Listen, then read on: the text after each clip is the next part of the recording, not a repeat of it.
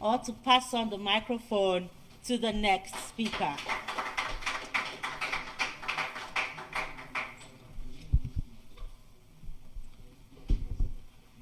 Thank you so much to our outgoing speaker. That was beautiful to listen.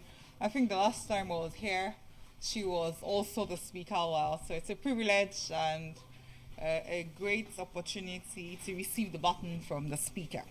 My name is Temitope Olasimono. I'm a lawyer and a writer.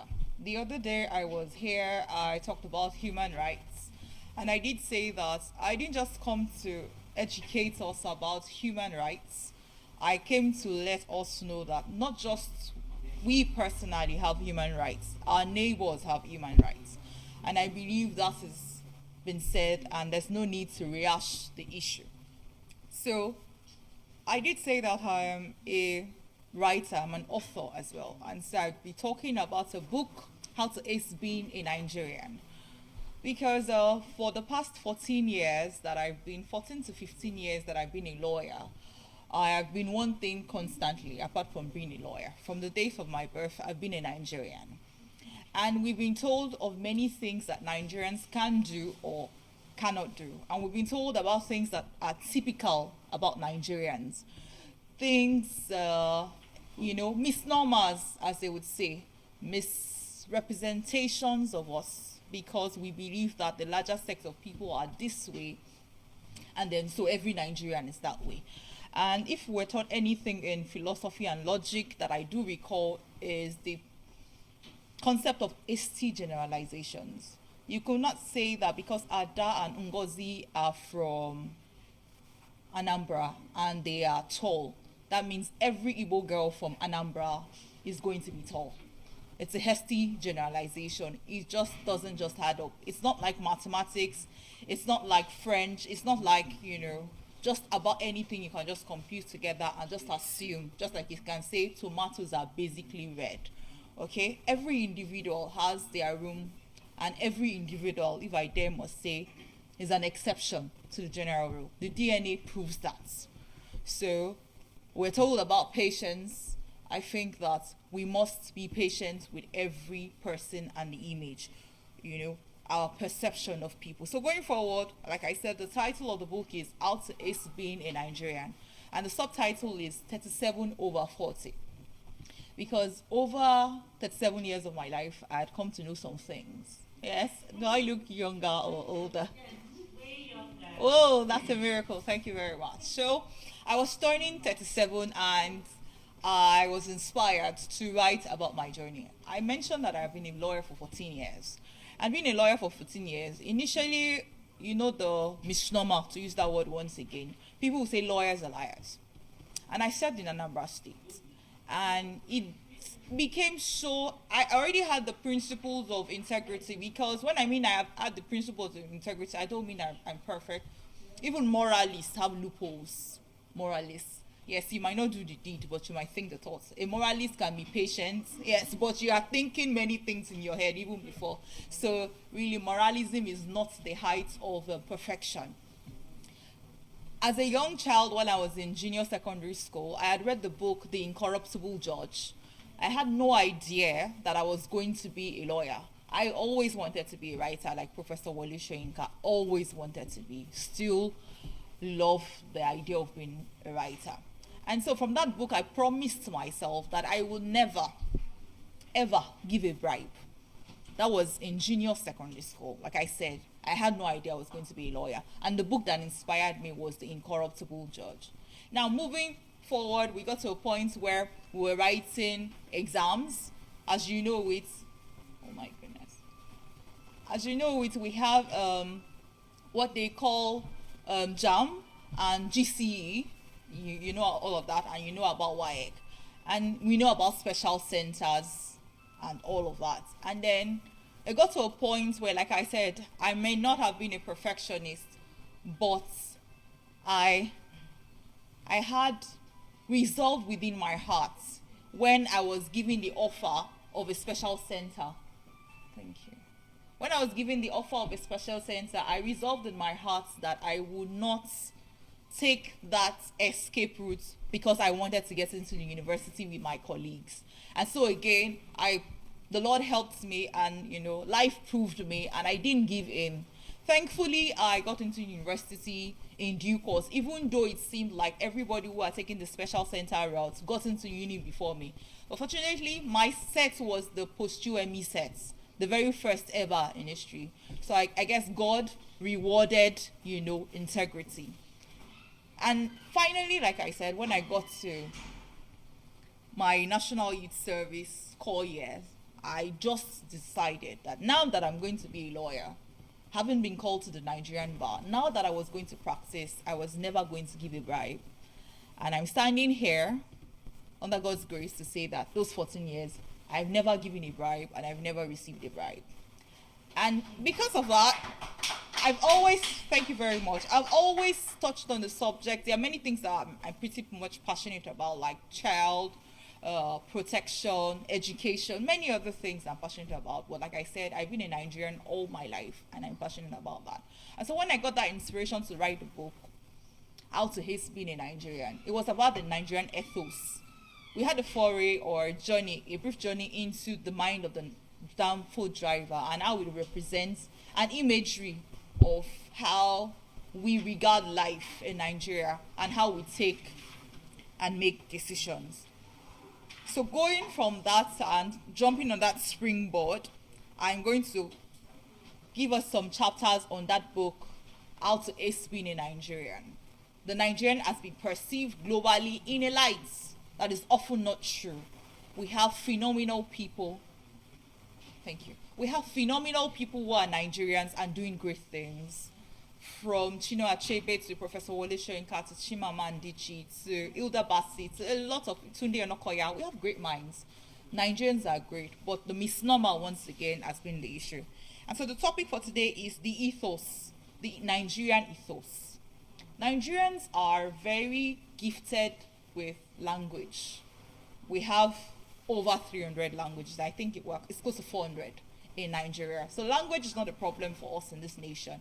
We are as colorful as the languages, and our languages are as colorful as us. But even amid the multi and the diverse languages that we have in Nigeria, we'll still find room for pidgin and colloquial manner of speaking. And when I mean colloquial manner of speaking, I'm talking about slangs. How many of us have heard about life nap ahead? How many of us have heard about sleeping on the bicycle? How many of us have heard about Agbabola? How many of us have heard no louder? How many of us have heard about soft life? How many of us have heard about the Joneses, the Otedolas?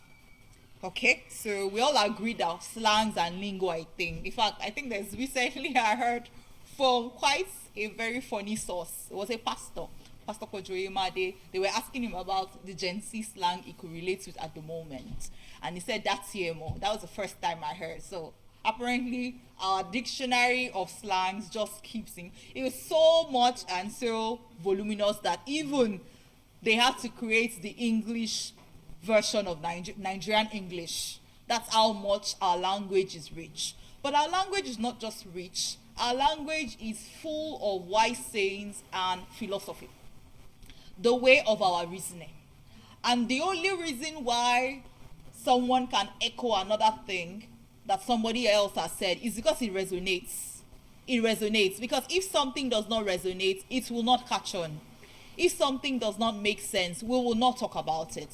Yes, it is what makes sense. So when I said the Nigerian ethos, it means that even in our casual speakings, there are deep meanings in what we say. So I will just go straight to pressure everywhere. It was a time it rang a bell. Pressure everywhere. And I would like to look at the inspirational side of that statement. Indeed, except if you're blind, deaf, and dumb, or you're a liar, you will deny that there's pressure in Nigeria. There's absolutely pressure. Standing at the bus stop in, Lagos State, there's pressure. Working 9 to 5 in Lagos, there's pressure. Traveling states, there's definitely pressure. But the flip side and the inspirational side of this statement is that the fact that there is pressure everywhere does not mean you must be pressured. It's like saying that someone who just found that she's 3 months pregnant upon visiting the hospital, and here's another person in that same hospital pushing in the labor room, should start to feel pressure on herself and start to think, oh my goodness, that's one pregnant woman in the delivery room. There's so much pressure. Do you know if she applies pressure to herself, the one in her first trimester, do you know it will lead to a miscarriage? So the fact that everybody is spreading a lingo does not mean that that lingo must catch on with you in the wrong manner. So pressure everywhere is not just that things and people are moving, your counterparts are and contemporaries are moving ahead and life is going fast. The right pressure should be for you to know your time and your season. Like we say, let everybody be on their lane. Do not say because there's pressure everywhere. There's a difference between a tomato and an apple. They might both be red, but they have different times of sprouting. So you must know your season. So the next thing I would like to talk about is, under our usual lingo, is the word JJC. I don't know if anybody knows the full meaning of JJC. Oh, brilliant. Very brilliant. So JJC means jolly, just come. And for our viewers, in case anybody's watching and you're wondering, jolly, just come, it just really means a newbie, a novice, someone who's just in the Nigerian terrain. But when I was thinking about it, and she talked about the fact that we are not accustomed with proper behavior. And I realized while I was writing that it's funny that we think that people that don't know how to act smart and brash or streetwise are the JJCs. So does that mean that the Nigerian nation is so inverted that he expects that everybody must be a gra-gra person? Are we the JJCs of the world, or the world is the JJC really? It's for us to think about. The fact that you don't argue your way into conversations, the fact that you don't clamp down other people at the bus stop, the fact that you don't yell at the conductor when he's owing you your change, does that make you a JJC? That's up for us to decide. That's up for us to decide. And casually I stated here that JJC is just like a solo person. A solitaire, can I use that word solitaire? A solo person that seems to be, unaccustomed with the way things are going in society. But we must, just like the word pressure everywhere, must be very careful not to fall into, not to get lost in the crowd. In as much as we are trying to blend into society, we must be careful. We must retain our uniqueness, like our DNAs. We must be loyal. The next chapter I'd like to reflect on is keeping up with the Joneses and $10. The saving culture is so powerful in Nigeria. I believe, even though it looks as if we like to enjoy ourselves, we like to buy suya, we like to buy asun, small chops, but Nigerians save. I recall that when, many years ago, sometimes in 2008, my brother saved up to buy a Sony Ericsson phone. That was a big deal then. It had this very beautiful camera that looked very like a round, revolving camera at the back. It was top notch. And it still happens today. I see a lot of Gen Zs, with due respect to them, saving up so much. And they have big phones. Not all of them are thieves. Some of them legitimately saved up. But there's a difference between a Gen Z or millennial or whatever that saves up and someone who has earned that right. I'm going somewhere. I'm not talking about discrimination. I'm saying that there's this tendency that we want to be, like they call it, a wannabe. I see an $10, I want to have his shoes, I want to have his phone. Having his shoes and having his phones and having the kind of clothes he wears does not mean I have attained that status. And someone did say that why pretend when you can actually become something? This is what I mean. I can smile and act nice. And because my motive is wrong, I've not earned a star. I have not become exceptional. I'm only pretending.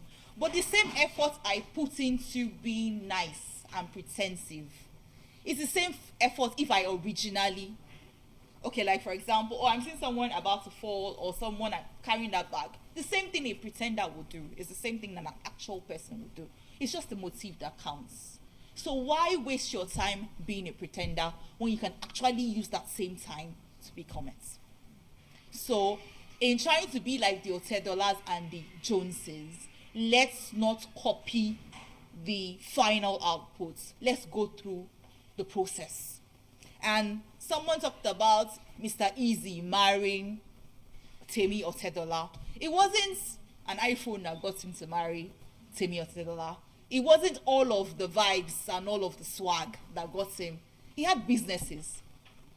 He had a working mind. And Temi Otedola is not a stupid person. She's not a bimbo. She's pretty smart and very intelligent. Yeah. So I'm saying that even if you must catch up with, we've been told that there's no longer a middle class. We now have the rich and we have the poor. But even if you must catch up with the rich, don't do it just with your gadgets. Also, make sure your mindset is also evolving. The way we up our gadgets, we up our phones, the iOS, the operating system, we must level up thinking wise. Then another topic here, or another chapter in that book, How to Ace Being a Nigerian, is resist the urge to shalaye. Remember that statement. Now, the court of law, when you go to court, there are two boxes, apart from where the judge sits, where the lawyer sits, but there are two boxes where people will stand in court. Everybody else is sitting in courts, except for two sets of people, a witness or an accused person or defendant. A witness is someone who is come to give evidence in court. An accused person is someone who has been accused of a crime. A witness is just to come and testify that this is the truth, or this is my own version of the truth. An accused person has a case hanging on him, and if that case is not, if that case is proven against him, it will go to jail. Now, when you get into court, a court of law, because you are allow me to use the word a JJC, you might not know the difference between a dock where a witness stays or where an accused person stays. Where a witness stays is called the witness box. The accused person stays in the dock. Now, in life, sometimes, because there's pressure on us, because people will misunderstand us sometimes we become the accused person instead of becoming the witness. And here's what I mean. And that's when that statement, resist the urge to shalaye. In law, he who asserts must prove. So if someone is making a false allegation against you, or people are misunderstanding you all the time, do not apply unnecessary pressure on yourself to prove yourself. Time will always tell. Resist the urge to become an accused person. Testify of what you know of yourself. Let your word speak for you. I remember one time I was working in judiciary, and there was this girl, we're on two different extremes. She was, we have what they call it, temperament, sanguine, choleric. She was sanguine, and I have my own, whatever category that is, I will not mention. But someone had an issue with me, a secretary of one of the justices, and she said, and even though this girl was an assistant like me, a judicial assistant like me, she told her boss that she knows Stockwell, even though we are now 5 and 6. She said she knows me, that whoever it is, whatever happened, she doesn't know the story, but she knows that it wasn't me that caused the trouble. This was not my fave. She was not my person. But she was telling someone else. And that's it. You must know when you defend yourself. Because you look at celebrities, a lot of accusations are leveled against people on a daily. You must know when to dissect and when to turn up and stand for yourself. And with that said, I just want to encourage us that as a Nigerian, 1 out of every 5 black people, 1 out of every 5 black people in the world is a Nigerian. If we were Coca-Cola, or if we were Waffles, or if we were Walmarts, or all those global brands, do you know that that's big? Imagine if you had a product, out of every 5 people in the world had that product, do you know that you are made? But is it not interesting that 1 out of every 5 black people all over the world is a Nigerian? 1 out of every 5 black people. That shows us that if we're on the stock exchange, we're big. But I'm asking you and I'm asking myself, we're viral. It shows on our YouTube sessions, YouTube videos that we see. A lot of foreigners trying to mimic Nigerians. They find the way we talk funny. Even the Kenyans, even the Zimbabweans, they all find us funny. Nigeria is almost like the African country that shakes the world. But having said that, beyond all these colloquial slangs and our manner of speaking, we must not just thrive in the Olympics. We must not just thrive in UEFA. We must not just thrive during football. You know, sometimes it's football that brings us together. Football, like they'll call it in proper English.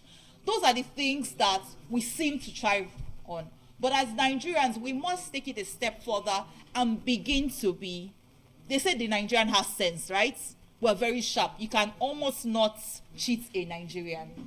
You can almost not cheat a Nigerian. We don't like cheating. A Nigerian can give you 5,000 on the spot, but you dare not dupe a Nigerian of 5 naira. It's very painful because our mind is wired to believe that we are smart. In fact, we are so smart that it seems that those people that shake the world in terms of financial crimes and all of that, on what they call it, fraud, criminal fraud, cyber fraud, it's Nigerians. Even though we say the Oyimbos are pretty much smart, but somehow it's still just Nigerians. Yes. Having said that, what I'm really trying to say is that even in our casual manners of speaking, like the ethos, our slangs, and all of that, it's high time we level up. Let's just give casual slangs.